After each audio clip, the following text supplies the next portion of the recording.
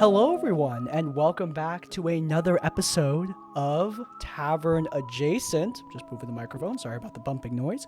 Thank you guys so much for coming to yet another episode of the show. Today, we've got a good series of stuff before we get into some collabs next week. So just before we get into those collabs, we've got some cool topics lined up for you guys. First and foremost, I'm going to talk about how I adapt new players to my playstyle. Crown of Deceit, my new D&D actual play show, is airing right now, but the whole campaign has already been recorded. So I already played the campaign.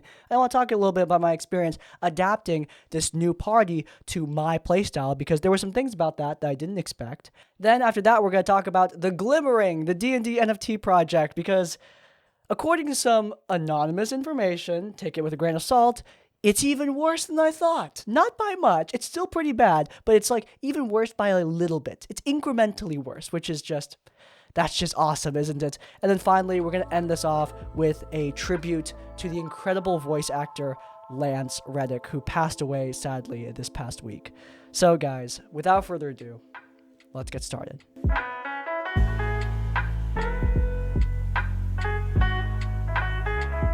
Okay, so adapting new players to your playstyle. I have not had to do this for a while, and I don't have much experience with this because often I just play with the same group. You know, my home game, who I've been with them for 3, 4, more than that years now. We've been playing together for so long, and all they know is my playstyle. And so when I am introducing them to like intense combats and stuff like that, they're just like, yeah, this is business as usual. This is how Crispy runs his Dungeons and Dragons games. And and them and I move on without question. However, when I'm introducing brand new players, there are elements of my game that I need to like adapt them to, which often is going to happen. You know, session 0, we said, is very important for that. If you have a play style, you need to communicate it. And by the way, when I'm saying if you have a play style, you have a play style. Everyone has a play style. Everyone plays this game in their own unique way. Sure, that way may be shared with other people, but you need to share that with your party before you even start. And that's why, opening up with the session 0, I often say stuff like, hey, this game, the combat's going to be really intense. I want to keep things exciting, which means combat is going to be pretty down to the wire. There's not a lot of exploration elements to this game. I want to keep things fairly linear. You obviously will have choices, but it's not going to be an open world game. It's more of a linear game, less of a sandbox, stuff like that. I need to communicate that immediately. But excuse me, I am a little bit under the weather. There's a little bit of sickness in me right now, but the show waits for no one, so here we are anyway. But anyway, look, back to the topic at hand. Even if you have a session 0, even if you do an amazing session 0 and you communicate all these things, communicating and doing, two different things. When you actually get people into your game, it may be difficult for them to adapt to the situation, to adapt to your playstyle. Even if they're aware of it, actually, adapting to it and playing your games may be a new experience for them, and they may need to get used to it. My combats especially are susceptible to this. If you've watched Kronos or even the first session of Crown of Deceit, the combat is really down to the wire. Monsters are extremely powerful and they pack a huge punch. And if you're not positioning right, if you're not using your spells in a smart way, if you're not using every tool at your disposal in a smart and intelligent way, if you don't plan out, things are going to be rough. If you're not paying attention, if you just tell me, I cast this cantrip over and over, and if you tell me, like, I just cast this cantrip over and over and over again, I'm doing damage, right? Like, that's not going to work. You have to do other things other than just that. Spamming the same thing over and over and over again is usually not going to get you a victory in my D&D combats. And that's something that I need to communicate early on. But often communicating, like I said, that's not enough. Sometimes you need to hit them out the gate with something that showcases what your game is going to be like. That's why in Crown of Deceit and in Shadow over Kronos, I opened both campaigns with very intense combat. Shadow of Carconos had the Zombie Gauntlet, where the party fought a horde of zombie minions, because I also use the minion rules from Matt Colville's Flea Mortals a lot, so therefore I wanted to introduce them to that topic early on. And then after that, there was the Crimson Hound fight, and the Crimson Hound fight was a big boss battle against an action-oriented monster that kicked the party's butts really badly. It also had minions on top of the action-oriented monster boss, so they had to get used to that. They had to get used to these new mechanics. They had to get used to monsters that had reactions, bonus actions. They had to get used to using and fighting against the minion rules. Same thing with this latest campaign, Crown of Deceit. Crown of Deceit opens up with a very intense combat with 2 phases. The opening phase is an assassin-type character, and that moves into a more supernatural, massive ghost character, a wraith, that attacked the party with a variety of abilities. The party had to contend with both of these entities in both of its forms and get used to both playstyles. The human version of this monster, when it was still in its human form, it was a more like dodge and parry type thing. Like the monster used its bonus action to disengage, run away, spam range attacks from a distance. It had a variety of traits that allowed it to do increased damage if the party weren't positioning correctly. If the party were too close to this ranged combatant, he had a trait called point blank shot, which allowed him to do a lot more damage. So it would encourage the party to move away from the combatant. But, unfortunately, the spaces were kind of tight, so they were punished for jamming themselves into tight corridors and not positioning smart. That was an opening lesson for them immediately upon entering into the campaign. Another thing, when the human evolved into his Wraith mode, it got even more intense. The Wraith had a variety of very high-hitting attacks, but the Wraith was susceptible to a few weaknesses, including cold damage. That's something the party needed to adapt to really, really fast. I also encourage high levels of positioning in my, I don't want to say high levels, but I encourage general positioning in my campaign, like using your movement to get to positions that will give you a better advantage in combat, i.e. the flanking rules. I try to encourage party members to flank and to position themselves to get flanks. And often monsters are going to be able to move players or use bonus action to disengage. So the players need to keep on their feet. They got to keep on moving to set up those flanks so they can get advantage on the attack so that they can do more damage to the monsters, because often the monsters have a lot of health and will deal more damage than the party can deal to them. So they got to be smart with their healing too. All of this put together makes for intense combats, which I told the party about, but telling one thing, doing another thing, like I've said before. And when the party got through this Wraith fight, it showed them what kind of game they were in for immediately. And immediately I asked them, are you still good with this? Do you want me to make changes to my normal playstyle? And they were like, no, we're good. Let's do this. And that was pretty exciting, to say the least.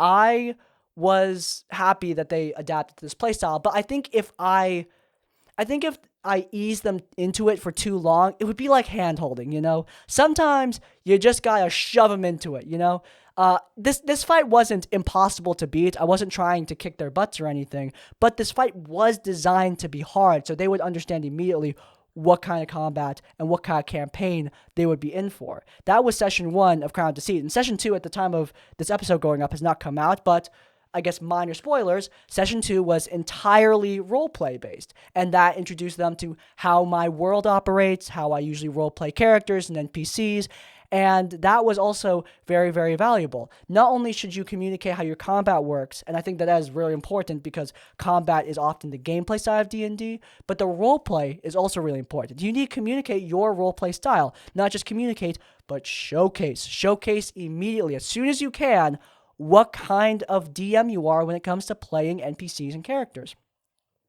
Now, of course, with Crown of Deceit, Quick Crab, Jesse Jurdak, Shelby from Whistle While You Work, all those people are experienced with playing D&D, with running D&D, so those people have a lot of background in this. They may not be used to a game like mine, per se, but they are used to playing D&D, and therefore they're going to acclimate really quickly.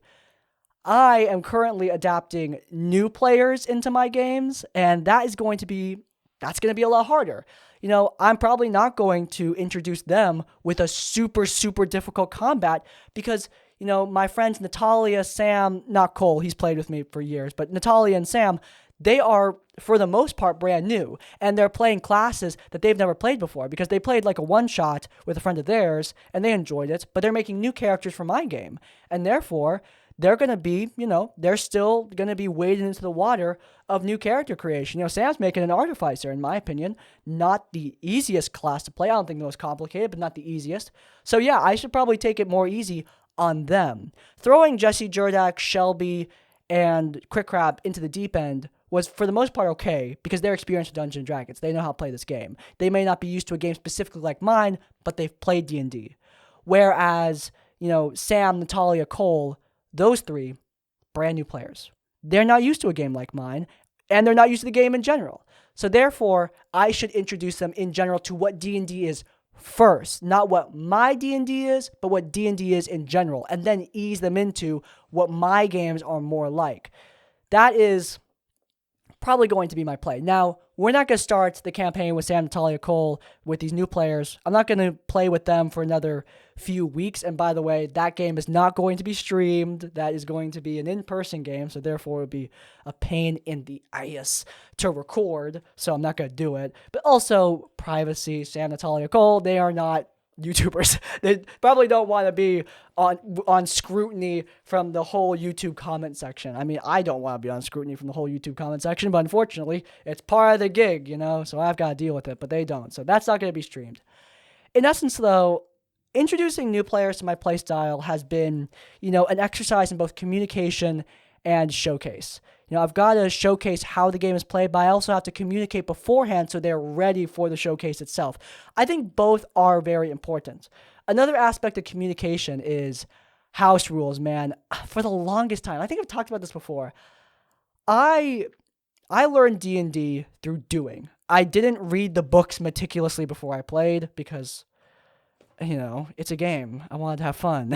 And reading through textbooks, I just, not my thing. But when I got into D&D, that means I thought a lot of things that weren't true. Like, I thought rogues had to flank to get sneak attack. And we were operating with that rule for years. And, that resulted in my players getting, like, a system to maximize the amount of times a rogue can flank. Like, making sure that she always has a partner to flank with so she can always get sneak attack. It was always so cool seeing my players and my party working together to make sure, okay, Eska's got a sneak attack. All right, good. All right, Desna, you're going to be partnered with her to make sure she has a flanking partner. And if Desna goes down, well, then Freya comes in and she can have a flanking partner with Freya. And if that fails, we have Fairy Fire, so she can get advantage on the attack and get sneak attack anyway. Stuff like that was really cool, seeing them plan out that kind of thing. Then I played with some people who actually knew D&D outside of me, and one person was like, Crispy, what are you doing? You can just get sneak attack by standing next to an ally. Now I was like, wait, what?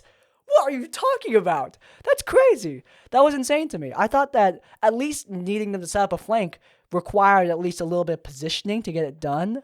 But yeah, I stuck to that rule because I liked the rogue flanking rule a lot. It forced my players to think more in depth about their positioning. However, I also understand that a lot of people may not be down for that. A lot of people may not like that rule, and that means that I have got to communicate it. And for the longest time, I did not have patch notes. That's why I call my list of homebrew rules, by the way. I'm just gonna...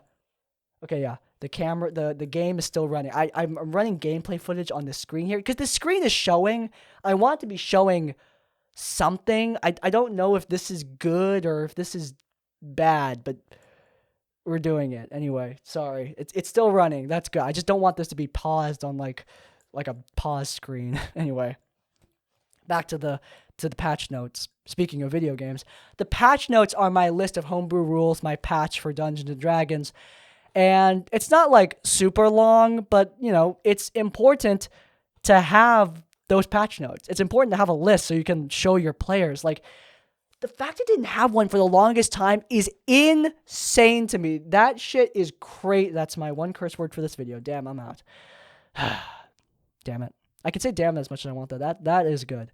But anyway, for the longest time, I didn't have this list, and it resulted in new players to my games getting really confused, especially if they were experienced. Which, Crispy, what are you doing? Why didn't you have that list this whole time? I mean, I finally made it during the run of Crown to See while I was recording that show. And I'm grateful I did. Like, thank God I finally got that done. Thank God, because that is so important for onboarding players into your style of playing. If you have homebrew rules, damn it, it's not enough to tell them. Write them down. Always write them down. In fact, I would say, goodness gracious, this sore throat is like making me sweat. I would say you need to write down as much as you can when it comes to your homebrew material. I have short, and I mean like 2 to 3 sentence character bios for most of the important NPCs in my home game, Descent into the Veil. And that's useful for my party to remember who the hell is who, because there's a lot of players and characters in this homebrew world. On the continent of Aora, dominated by outlaws and pirates, there's a lot of people. And sometimes it's hard to remember who all those people are. And therefore, having a list like that with a little quote to remind the players of the personality of this person, it's really convenient. It's really helpful for them to like figure out what the hell is going on in Crispy's little world. So yeah, I really do think that kind of thing is helpful. Introducing people and onboarding people. It's always helpful to give them as much information as possible and to write that information down. But yeah, man, there you go. That was my little talk about onboarding new people into your games and onboarding people into D&D in general. Look, I'm not an expert at this by any means. For years, I just played with a group that was used to only playing with me. So, I didn't have any other, I played D&D in that bubble, and I didn't have any, vision into the outside world of the game. But now I do. And now I'm better, I think, at onboarding people into my playstyle. And hopefully being onboarded into other people's playstyle in turn.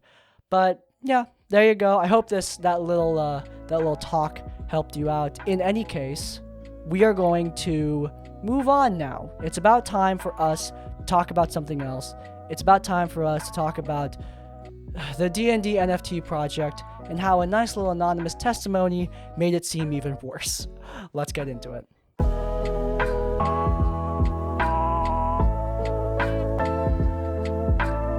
All right, we're back.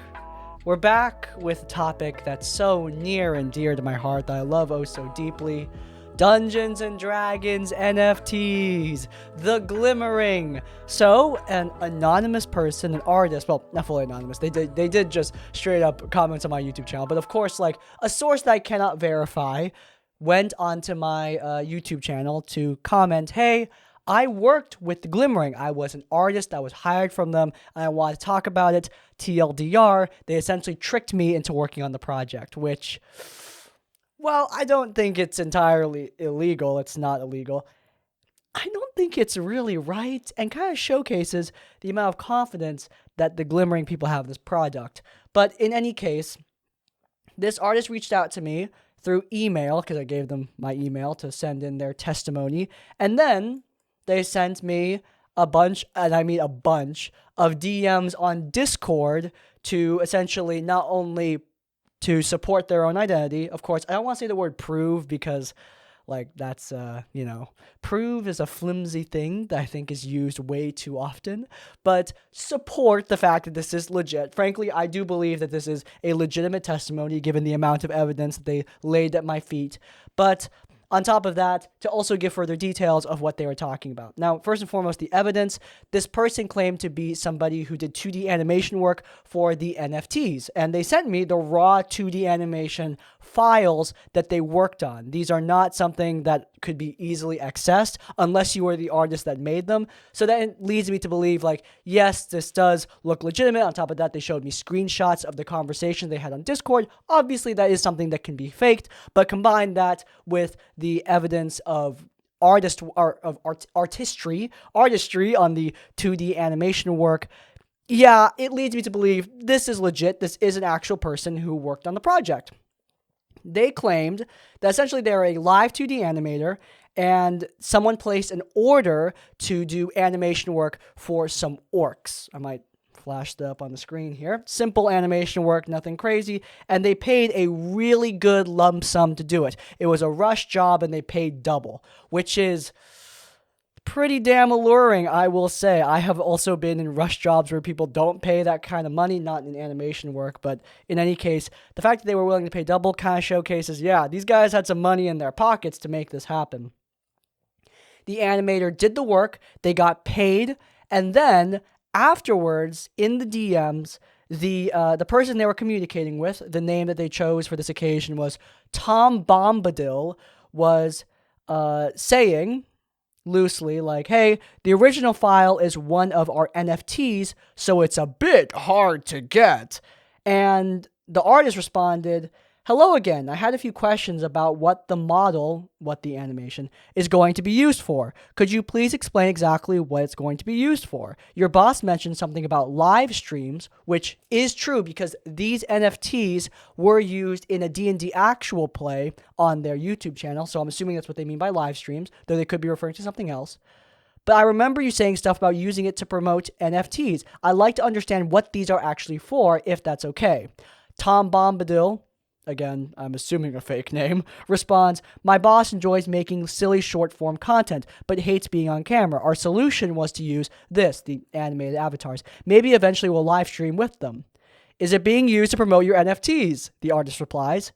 It's being used to promote The Glimmering, being our on-chain TTRPG platform. So yes, in the sense, the generated characters are NFTs. And then the artist replied with, I do wish y'all had been a bit more upfront about me when we were communicating at the beginning, because apparently they had not elaborated what this was for, if you didn't already get it. They said like, hey, this is going to be used for like live streams and stuff. They didn't say it was going to be used for NFTs, right? They kept that in the back burner. Now, is that behavior prohibited? I don't think so. However, it does show the amount of confidence that they have in this project. Like, if you're confident in a project, you say what the project is. But the fact of the matter is, the person, I'm assuming Tom Bombadil, but it could be someone else, the people behind this project, they weren't being upfront with at least one of their artists when it comes to The Glimmering. They said, hey, this is going to be used for animation work. And they kept the NFT part on the back burner, probably because they are well aware that people do not like NFTs. For damn good reason, by the way. And them keeping this on the down low, to me, again, like I said before, iterates that their confidence in this project is not as high as they initially appeared. Now, they being the people behind this project, seemed to hire this person earlier this year. Now, this project had been in the works for 11 months at this point. It was announced last year in 2022. So the fact that we have these DMs... Excuse me. Sorry, I eat dinner during my breaks, and I take like 2-hour breaks. So if I'm acting a bit strange, just because it has been a little bit since the last segment was recorded, and I did just eat, so apologies. But in any case, these messages were exchanged in February of 2023. So I'm assuming this project wasn't a year-long thing. However, the NFT project as a whole has been in development for about a year. It was announced in early 2022. So they've had this whole year to look at the success of this project and to scope out how fruitful this is going to be. And I think they've reached February of 2023. They're hiring artists still. And I think they're starting to realize people aren't into this because it's been a year and there are only 99 unique owners. There are 99 unique owners listed on OpenSea. Of course, that is subject to change. And there are only 2 NFTs listed. I said in the episode that there were 3 NFTs listed. At the time of recording the episode, it was 3. But when I published, it was actually 2. When I was editing and I was checking my files, it was 2 NFTs listed. So the amount of listed NFTs is going down. And the amount of owners isn't exactly rising exponentially. Remember, the Genesis collection of The Glimmering is meant to have 10,000 NFTs according to their white paper. Owner count of 99 is not good. Unless one of them is Elon Musk and buying out 300 of these multi-$1,000 NFTs, this project doesn't look like it's going to take off. And I think that the people behind it are becoming aware of that, because now they're concealing the fact that it's an NFT project from at least one, I only have one, of their animators, allegedly at least. That is not good. What do I think the end game is here? Do I think this is a scam? Some people said that. I think it's excuse me. Words are so hard right now, especially when you're sick and you just ate. But anyway, like I said during the initial episode, during the first episode of this little two-parter, I said I don't think this is a scam, and I still don't think this is a scam. I think that they are trying to make this project. However, I think that this project's going to end like many NFT projects do, with the owners cutting ship and running away with the money, because that's not illegal. You can do that. You get a bunch of people to buy NFTs, and then once it's done, you just don't continue the project and run away with what you have instead of investing it further, because likely this project, The Glimmering, does not have a future. Like, I'm just being blunt here. Last episode was all about me just lambasting this project for good reason, because I think D&D NFTs are dystopian as hell. However, I'm just going to be cold and calculated here and look at the facts of the matter. NFT projects are really going downhill. OpenSea, Ethereum, all of this. This is not a long-lasting investment. These things are going down the pipeline. All the tech bros are jumping over the AI-generated crap. They're not staying on cryptocurrency and NFTs. And frankly, the bubble has already popped a few times, actually. The amount of hits that cryptocurrency and NFTs in relation have taken is astounding. Like, this market is getting hurt really bad. Like, every time you think it can't get any worse than this, the market has hit rock bottom, it finds a way to dig its way lower. And it's only going to continue to go down. Like, this thing is not righting the ship.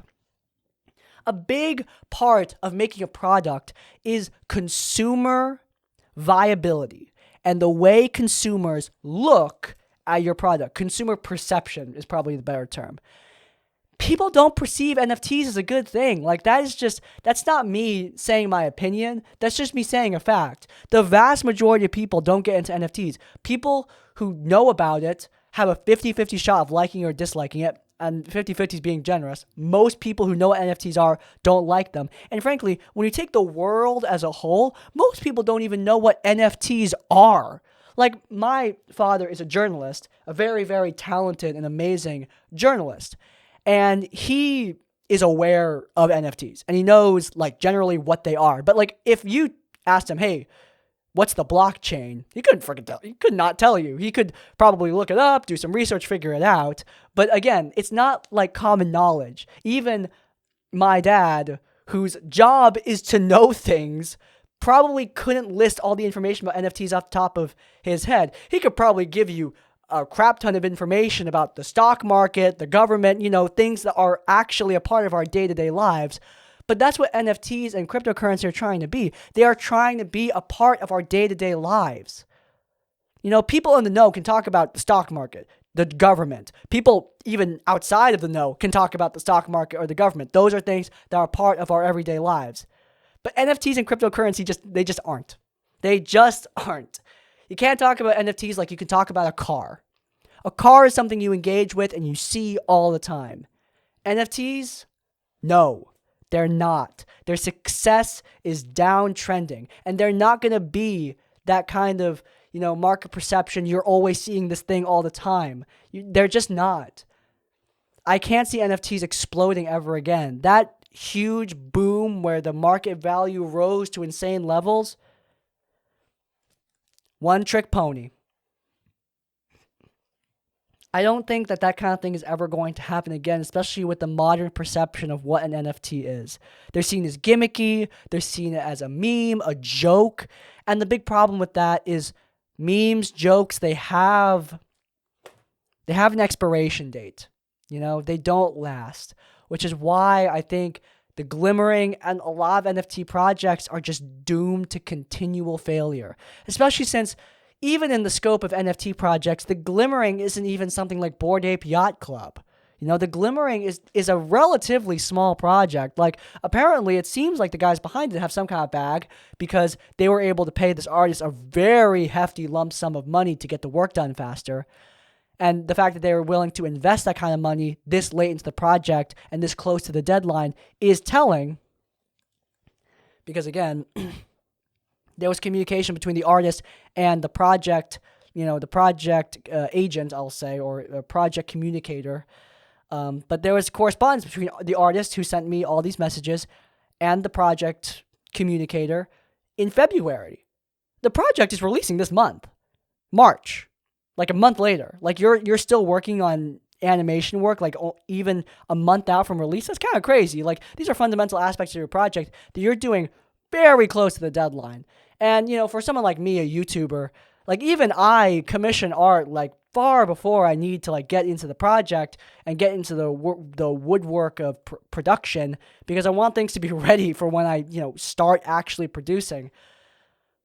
But again, it just seems desperate. Everything behind this NFT project just seems desperate. Last episode, I was pissed. This episode, I almost feel bad for him. I mean, I don't feel that bad for him. I don't feel bad for them at all. I mean, it's like, it's like that cockroach that you see smushed on the side of the road. Like, you feel bad for a millisecond, but then you realize, oh, right, it's still a cockroach. This is still an NFT project. It still has all the problems that all NFT projects do, and then I'm going to have a really hard time feeling bad for it when I believe it will inevitably fail. The fact that they need to essentially trick at least one artist, allegedly, into working on this project is really telling. I mean, they joked about kidnapping designers to work on this. Didn't know they were being literal. Like, my God, I thought that was like a little bit of a Freudian slip there, but I didn't know it would be to this degree. Again, all alleged, but still, bad luck. Overall, this whole thing just keeps on getting sadder and sadder. I mean, the title's probably going to be, this D&D NFT project keeps getting worse, but it doesn't keep getting worse. I think it just keeps getting more pathetic the more I look at it. They're trying to do something here, but the end goal is just not something that I would call noble. And with that, I think we're going to cap off our reporting on this NFT project. Thank you so much to the artist who reached out. Thank you to Tom Bombadil, our anonymous representative of this NFT project, for saying such dumb things in the DMs. Appreciate you, man. Love you. But in any case, I think it's time to move on from this topic. NFTs are not a great thing, but, unfortunately, we are going to end this episode off with something a bit sad, but I hope something that will become bittersweet. You guys may not know this guy, but if you guys don't know, Lance Reddick passed away this past weekend. Lance Reddick is a voice actor. He was very active in the Destiny community. He was a part of Castlevania, Legend of Vox Machina, the Critical Role show. He was in Horizon Zero Dawn Forbidden West, playing one of my favorite characters in that franchise. He was in The Wire. He was in countless TV shows, honestly. He was in John Wick. In fact, that movie, John Wick 4, he is going to be in there. He was doing the press tour, but unfortunately, Lance Reddick, this extremely talented voice actor and actor, passed away at the age of 60 on Friday. And at this final part of the episode, for just a few minutes, I want to talk about his work because he was a special part of a lot of communities and a big part of my nerd life. So just to honor him one last time, let's talk about Lance Reddick.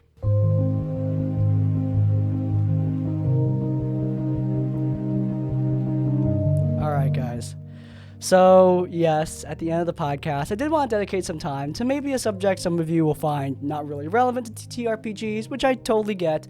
Lance Reddick wasn't known for Dungeons & Dragons, though he did feature prominently in the Legend of Vox Machina Critical Role animated series. He played Thordak, the Cinder King there, and in my opinion, gave a phenomenal performance.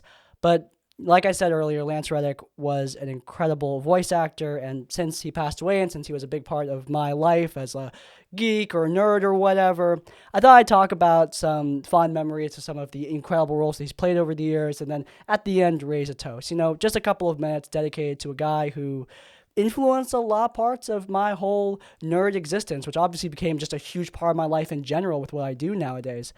Now, like you probably are assuming right now, I got introduced to Lance and his work through Destiny. In Destiny 1, he played Commander Zavala. He also played Commander Zavala in Destiny 2 and throughout the franchise.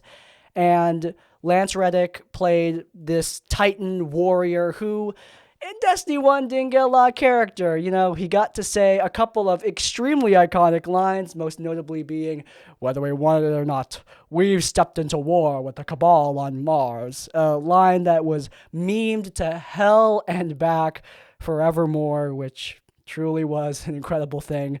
But in Destiny 2, he got a lot more character, especially going into the later years of the franchise, where he really got fleshed out as a really tragic figure, especially in Season of the Haunted, where Lance Reddick really got to flex some of his performing muscles. Like, you know, Zavala was always this stoic, stalwart Titan commander in the Destiny franchise. But in Season of the Haunted, we got to see some of more of his vulnerable side. And it was cool to have Lance, you know, be more dynamic with his performance. Though, of course, like, no matter what the writing was, Lance's performance was always amazing. Lance Reddick always put 100% into every role. I mean, I can't really think of a thing where he was bad. Honestly, even the stuff where the show and the writing was bad, like the Resident Evil show, awful. But Lance Reddick was in it. So it wasn't even that bad because Lance Reddick was putting 100%, even in the show that I don't think was that good.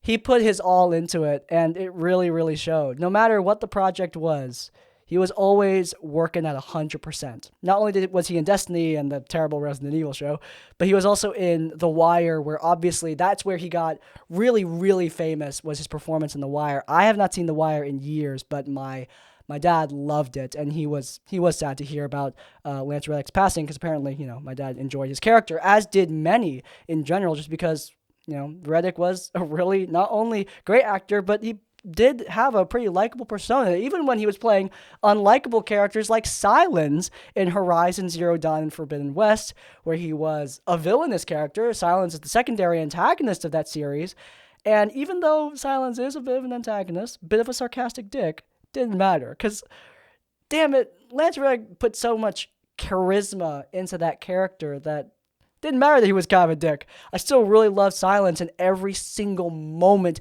he was on screen. And honestly, in Horizon 3, it's gonna be rough not having Lance Reddick's incredible performance around. You know, not only was he in the Crunchyroll animated show, but he also made a bit of an appearance in one of my favorite animated shows of all time, Castlevania, where he played this random ship captain. And even with a few minutes of screen time, he just managed to wow me and many other members of the audience with a very notable performance, even though he was playing a nameless character who was only in the show for 5 minutes. The captain in Season 3 is one of my favorite characters in that whole series, just because, again, Lance's performance, so good. And also the dialogue, really cool.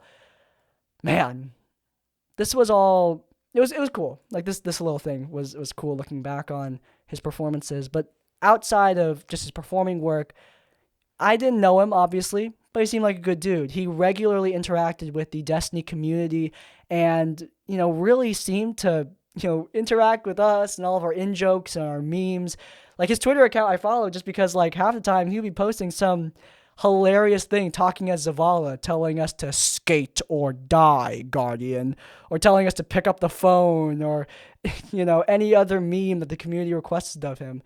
He was really engaged with us as a community, which, damn, that was cool. You know, obviously, he didn't have to do that at all. He's under no obligation to. In fact, I totally understand if he just wanted to keep to himself. You know, he's a performer. He was paid to perform. He does his performance, and then he logs off. But he was a real fan. He was a member of the community as much as any other person, and that was really awesome. He also did some incredible interviews about racism in Hollywood, and obviously, this is a lot more of a touchy subject than, you know, his voice acting. But he did some incredible interviews that you can find on YouTube about him feeling like an outcast in Hollywood and about systemic racism in Hollywood. And the way he articulates how racism feels and what it's like to experience. I mean, I'm not going to like try to quote him because he does such a good job emphasizing and articulating thoughts that, you know, many people have, sometimes including me. And I think that kind of thing is really important. Like, somebody who not only is a great voice actor, but also a wonderful presenter. Somebody who uses the platform that they have to speak about important issues and to, you know, recognize things that aren't right. I think that is pretty damn cool, to say the least. I think overall, obviously, Lance Reddick's going to be missed by a lot of people. If you were on Twitter, he was trending top of Twitter for a while just because, a lot of people from all over the internet, whether you're a fan of Destiny or a fan of Horizon, whether you're a fan of Critical Role or The Wire, a lot of people gathered around to just, mourn this man that many of us never knew, but many of us were lucky enough to hear in our day-to-day nerd lives, and that's pretty damn cool. Now, obviously, I get it. Not the most cheerful subject, but I wanted to look back. I want to look back on the awesome things that this guy did because, damn, he really did leave a mark with his amazing, incredible voice and an amazing, incredible person. So, at the end here, I have been waiting to drink this whole episode. At the end here, if you got a glass, raise it. If you don't got a glass, that's okay. Hand to the heart, salute, whatever you gotta do. Just let's take a moment to pay respects to a legend. Lance Reddick, whether we knew you or not, most of us didn't, you really did touch the hearts of a lot of people with your incredible voice. And no matter the case, you're definitely going to be missed by many, many of us. If anyone in this community is a legend, Lance Reddick, you, sir, you definitely qualify. So, eyes up, Guardians. Let's raise a toast to our commander, a true legend, Lance Reddick.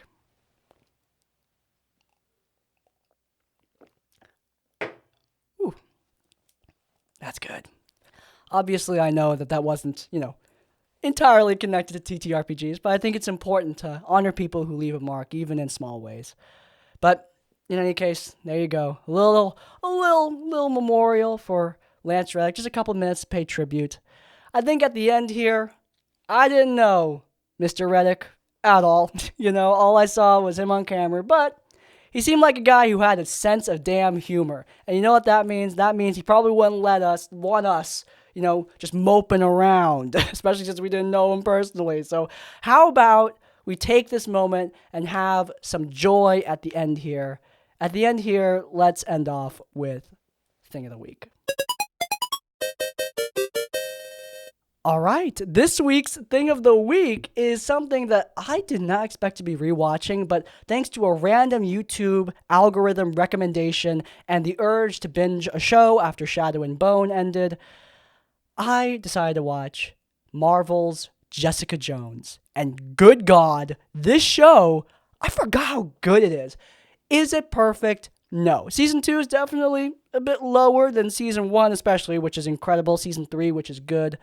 But, damn, Jessica Jones as a character is just so damn likable to me. I love characters who just don't care. That's why a lot of people love Wednesday. That's why I like Wednesday in all of her incarnations. Characters who just don't give a damn. They're cool. But Jessica takes that cool to a next level. A private detective, a PI, private eye with super strength, alcoholism, and somebody who's romancing Luke Cage?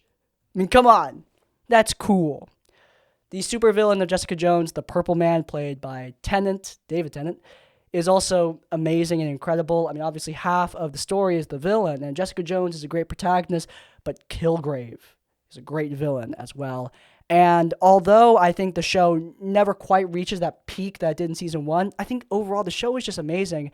And Jessica Jones herself is just such an awesome protagonist. It doesn't really matter that doesn't really peak like that again, because it always manages to keep me engaged. I really enjoyed the hell out of binging Jessica Jones this past week. Something that I never expected. Also, the intro is one of the most beautiful things I've ever seen. One of my favorite TV show intros ever. And the soundtrack is amazing. The no-wire jazz mixed with this ambient rock makes for an amazing, incredible atmosphere that I can't get enough of. The soundtrack of this show is probably the best soundtrack Marvel has ever put out, bar none. Endgame's got some pretty awesome musical moments. I think Loki's got a pretty great soundtrack. But damn, Jessica Jones beats out both by a long shot just because it appeals to my taste. No-wire jazz mixed with ambient rock, are you kidding me? How could you not get me with that? But yeah, overall, Even though Jessica Jones has long since ended, I really enjoyed the show. It's available on Disney Plus if you want to watch it. Incredible, incredible show. Totally recommend. But in any case, guys, that is going to be the end of today's episode of Tavern Adjacent. If you are wondering, Crispy, where are the voicemail horror stories? They are returning next week, I believe. Joe Cat is coming on the show to do some D&D talking, but also some voicemail listening. So if you want to get your voicemails in an episode of Tavern Adjacent, now is the best time, because not only will it be me, but also the illustrious Joe Cat listening to your horror stories. So yeah, if you're interested in that, voicemails linked in the description. All you gotta do is hit the record button. Nice, simple, and easy. No effort required. But yeah, if you guys aren't interested in that, though, totally get it. But you know what you can do if you like this video? You can hit that like button. If you want to see more of my content, you can check out Crown of Deceit, our new D&D podcast that just premiered, linked in the cards. And while you're there, subscribe to Crispy's Tavern to get more of our content as it comes out. And finally, if you want to leave your own stories or thoughts, go down in the comments down below. If you, my friend, can't think of a comment, leave the comment, become legend, to honor the memory of the incredible Lance Reddick, a man who truly did become legend through both the Destiny community and all communities that he was a part of abroad. But in any case, guys, like, comment, subscribe. I'll see you all next time. Farewell.